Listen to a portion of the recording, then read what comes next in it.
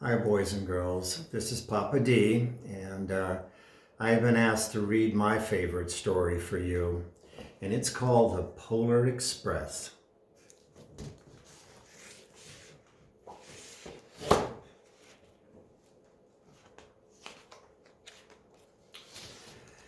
On Christmas Eve, many years ago, I lay quietly in bed. I breathed slowly and silently. I was listening for a sound a friend had told me I'd never hear, the ringing bells of Santa's sleigh. There is no Santa, my friend had insisted, but I knew he was wrong.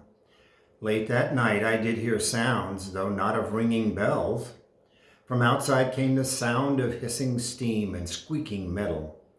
I looked through my window and saw a train standing perfectly still in front of my house. There's a little boy looking at the train.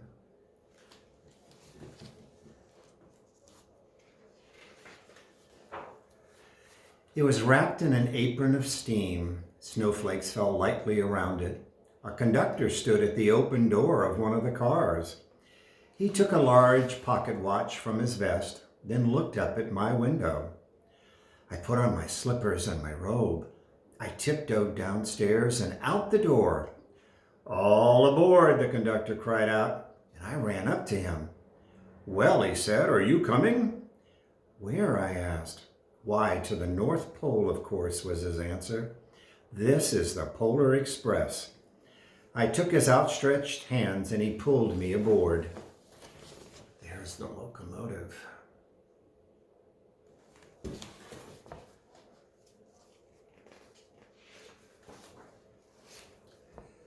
The train was filled with other children, all in their pajamas and nightgowns.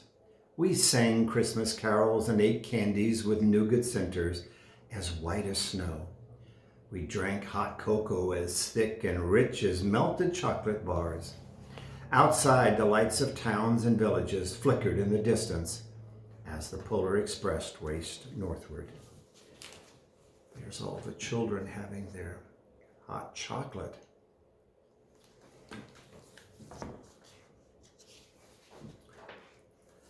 Soon there were no more lights to be seen. We traveled through cold, dark forest, where lean wolves roamed and white-tailed rabbits hid from our train as it thundered through the quiet wilderness. There's the wolves as the train goes by.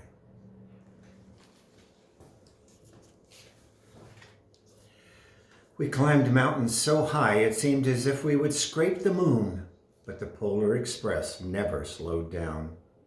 Faster and faster we ran along, rolling over peaks and through valleys, like a car on a roller coaster.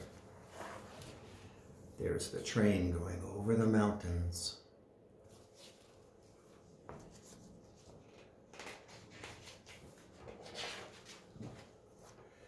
The mountains turned into hills, the hills to snow-covered plains.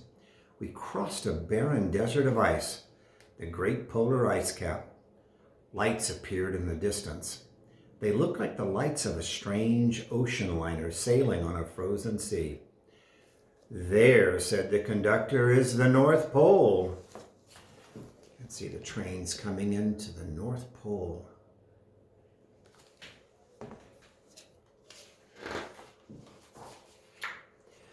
The North Pole. It was a huge city standing alone at the top of the world, filled with factories where every Christmas toy was made. At first we saw no elves. "They are gathered in the center of the city," the conductor told us. "That is where Santa will give the first gift of Christmas." "Who receives the first gift?" we all asked. The conductor answered, "He will pick one of you." There's the train coming into the North Pole.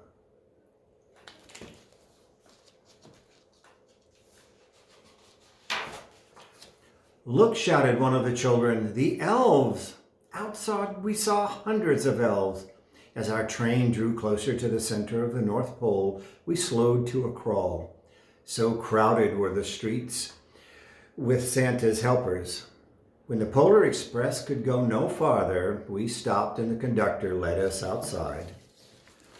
Look at all the elves crowding around in the center of town.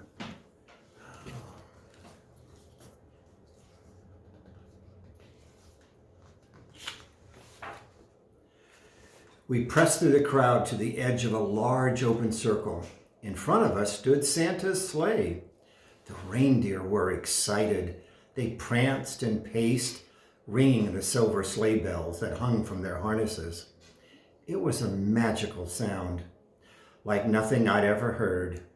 Across the circle, the elves moved apart, and Santa Claus appeared. The elves cheered wildly. He marched over to us and he pointed to me and said, "Let's have this fellow here." He jumped into his sleigh and the conductor handed me up. I sat on Santa's knee and he asked, "Now, what would you like for Christmas?" Oh, there's Santa.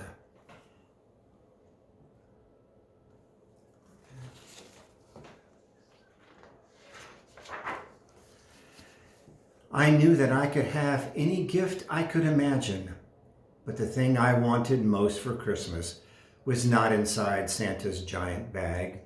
What I wanted more than anything was one silver bell from Santa's sleigh. When I asked, Santa smiled. Then he gave me a hug and told an elf to cut a bell from a reindeer's harness. The elf tossed it up to Santa. He stood, holding the bell high above him, and shouted, "The first gift of Christmas."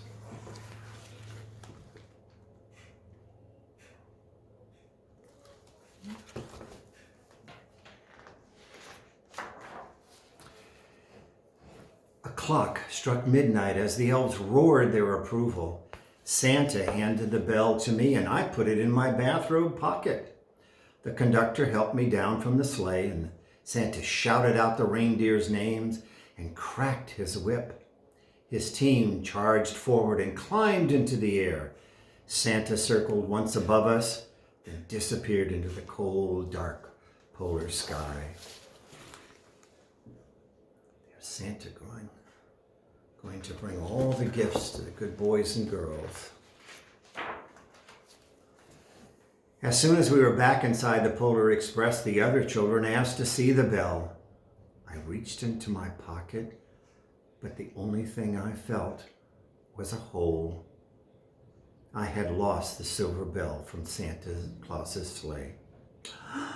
"Let's hurry outside and look for it," one of the children said. But the train gave a sudden lurch and started moving. We were on our way home. Look at how sad our little friend is because he's lost Santa's bell.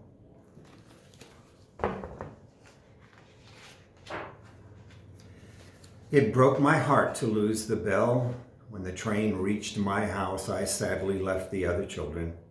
I stood at my doorway and I waved goodbye.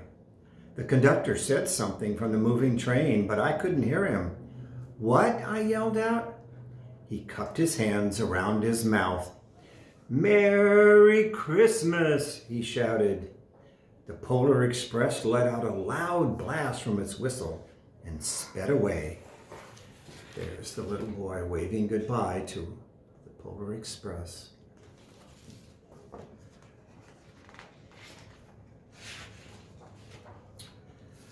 On Christmas morning, my little sister Sarah and I opened our presents. When it looked as if everything had been unwrapped, Sarah found one small box behind the tree. It had my name on it.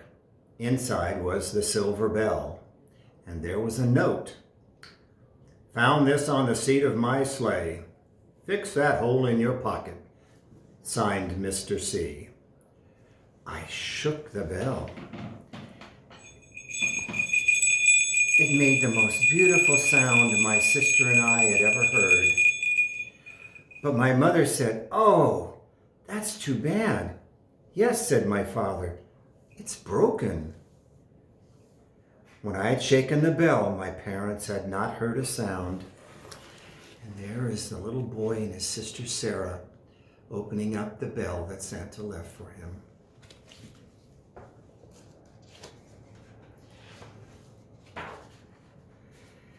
At one time, most of my friends could hear the bell, but as years passed, it fell silent for all of them. Even Sarah found one Christmas that she could no longer hear its sweet sound. Though I've grown old, the bell still rings for me, as it does for all who truly believe. I know I can hear it. I'm sure you can too. Bye, boys and girls.